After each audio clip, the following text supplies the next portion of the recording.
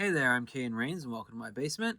Today we're looking at a Dungeons and Dragons Owlbear figure from the movie Honor Among Thieves, which came out 2 years ago, I think, as of this recording. Technically, it's the character Doric, a tiefling druid from the movie, but if you just wanted a big owlbear figure, there's nothing about it that says it has to be that specific character.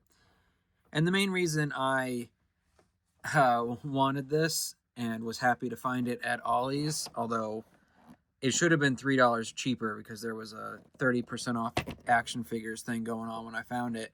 But they decided that this action figure that was in the action figure aisle didn't count as an action figure for the sale, so I just spent a whole $10 on it.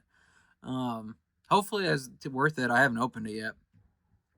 But the reason I wanted it, besides it just kind of looking cool, is that I do play a little bit of D&D online with some friends.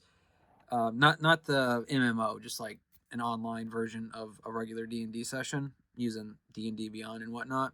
And we did have a session where I played a not a tiefling druid, but a druid barbarian combo, and so I could enrage while I was a bear. My goal was to get to high enough level to become an owl bear, but the session we kind of had to end. Well, not just the session, but the campaign we had to cut short because some people couldn't do it anymore. Blah blah blah. So I never got to be an owl bear, but I was a bear, and I was so good at not taking damage as a enraged bear that I think we got 5 sessions in before my actual character took any damage.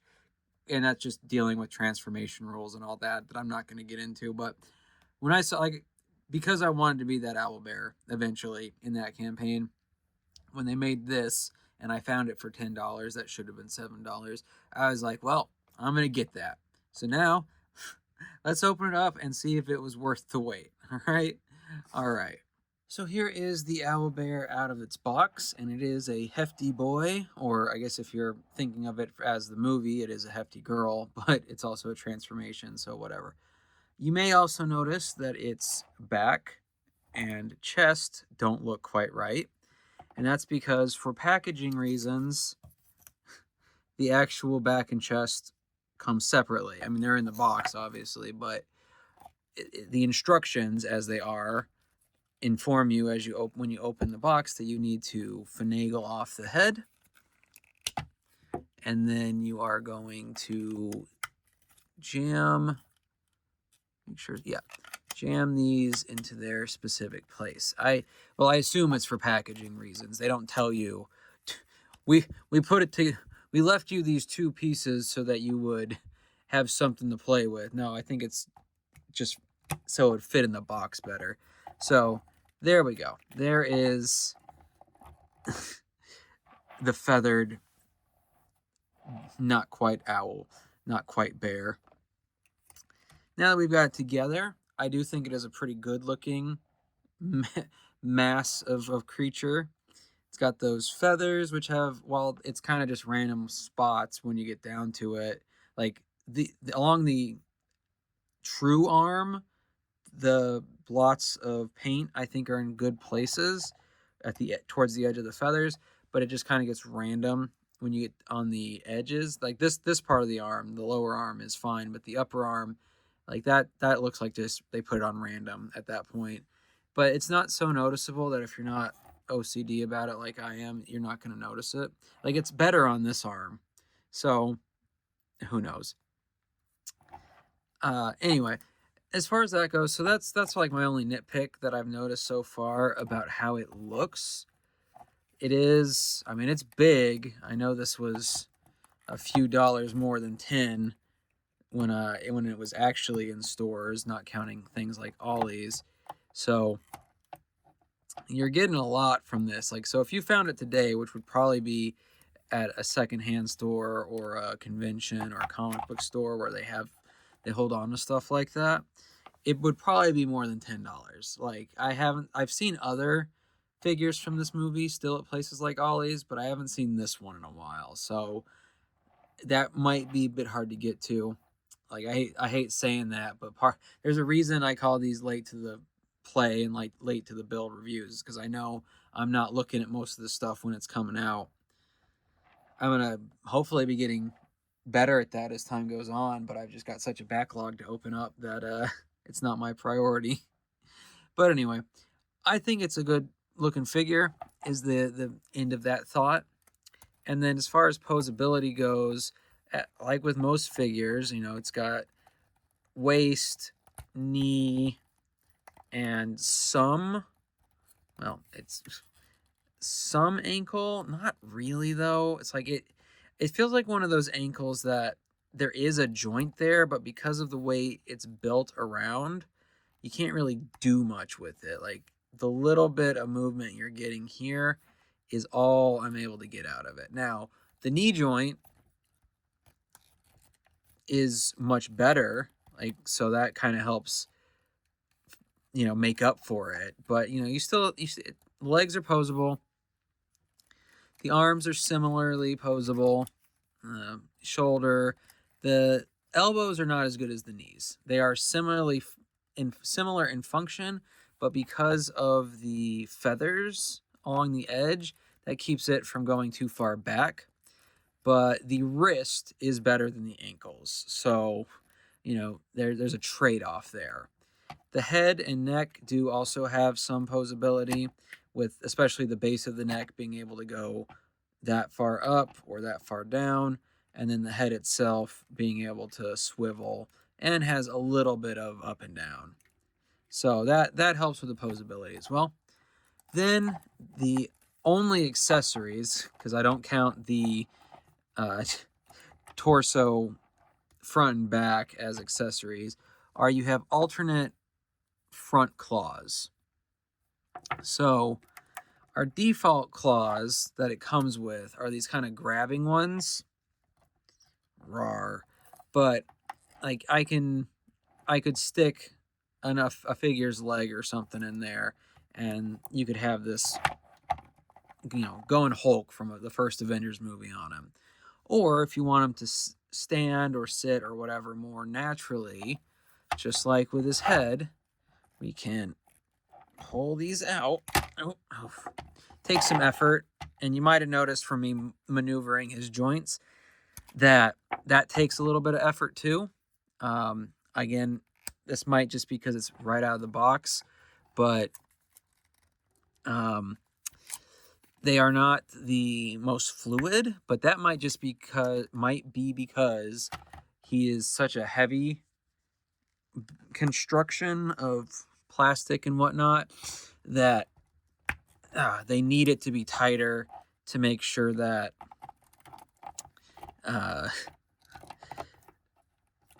that it doesn't like collapse under its own weight or something. Because it might not look it. You can obviously see he's pretty big. And I know it's technically a girl from the movie, but I'm thinking of Urs, the druidic barbarian I played as, and that was a guy, so that's why I'm going with he. So sorry, but that gives it a more natural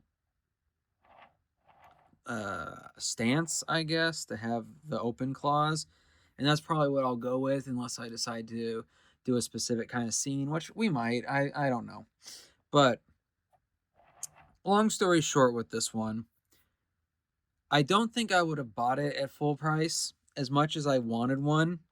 Like it was from a D&D campaign where I just kind of thought the idea of eventually playing as an owlbear would be cool. And it wouldn't really have been different than me playing as a bear, so it was just for the aesthetics.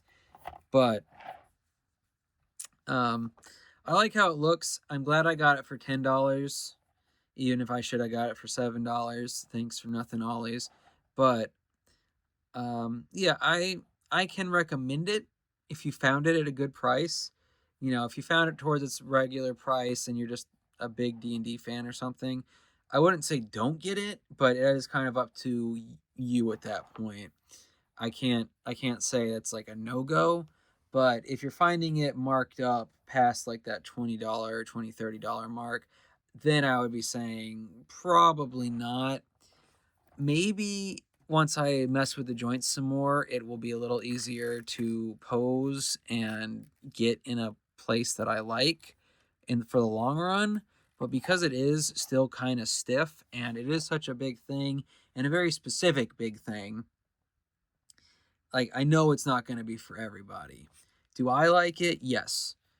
But it's a very situational yes from me if you're gonna if saying buy it. So for now, just know that I like the figure. I think it's neat. I don't regret getting it for $10. I'm still annoyed at Ollie's. Have I mentioned that? Have I mentioned I was annoyed at Ollie's for not making the action figure during the action figure sale that was located in the action figure section of their toy aisle, not count as an action figure for the sale? Can I say this any more times? But anyway, I like it. I thumbs up. I know I never really rate things like that, but if I was going to give it thumbs up or thumbs down, thumbs up. I just don't, I wouldn't have bought it for its regular price. And that's on me because like, I don't think it wasn't worth that 20, I think it was like 25 to 30 originally. See if it says on the tag here. 30. It was originally 30. Despite the heft of this, like it is a hefty thing, like I said, I can't see myself spending $30 on it. Especially since the only thing you get are alternate claws. Maybe if you also got like an alternate head, and I don't even know what else you'd get. Like the character in the movie, the turning into animals was the gimmick. She had some kind of weapon, but she didn't use it when she was transformed. That's kind of the way druids work. So I don't know what else you would do with it. I wonder if there's any way to, without drastically changing the size, to lower the amount of material, because like there is just so much to this. I know weight isn't something that's easy to show without like a scale, but this weighs a lot for a figure, and even one that's pretty big. And I'm wondering if there's just any way they could have configured it more to have some empty-ish space on the inside so that it wouldn't, you get closer to 20 than 30. But it's harder for me to say that with this than like when I do with my Lego videos or when it's an action figure where it's like, oh yeah, drop that accessory to get the price down. Now, it's harder for me to do that with this because it's just, I don't really get how it's constructed. I mean, I don't know much about how it's constructed, and I wouldn't say get rid of the accessories because I think it's good that it has the alternate claws, but I also can't say give it more because to make up for the price. So I'm kind of at a loss there. The long and the short of that part of the conversation is $10 was a good price for this. It's too good a price to expect, but it's what I was willing to pay. So now that I've rambled incoherently for a little while, as one does in these videos, I'm going to find a place for the shelf, on the shelf for it. Probably not going to be its permanent spot, but somewhere for it to hang out while we get through the rest of Animal August and beyond. Round 1, fight. Scott Pilgrim can't catch a break. He's got done with all the evil X's, and now he's got a giant owlbear to fight. I just wanted to put this somewhere for now. It'll probably go on the top shelf in the long run, but for now, it is in this annex area of the sewer party. So there you go. I do plan to make Scott part of the Miku band in this little recess. Unfortunately, her guitar doesn't fit with him, and his guitar is currently buried in a box of other stuff, so I'll get that eventually. So for now, he and the owlbear can duke it out while Dark Magician Girl and Rosalina watch, I guess. But maybe there'll be a different taker in the next video. Who knows? We'll have to see when Animal August continues. So, in the meantime, let me know down below how you feel about this owlbear. figure from D&D, Honor Among Thieves movie. I think it's neat for the price I spent on it, but if you have it and spent more, are you happy with it? If you got it for an even better price, like I should have, quote unquote, are you happy with it? Or if you think it's just way too much and it takes up too much space as is, just let me know. I'm always interested to hear that kind of stuff from you guys.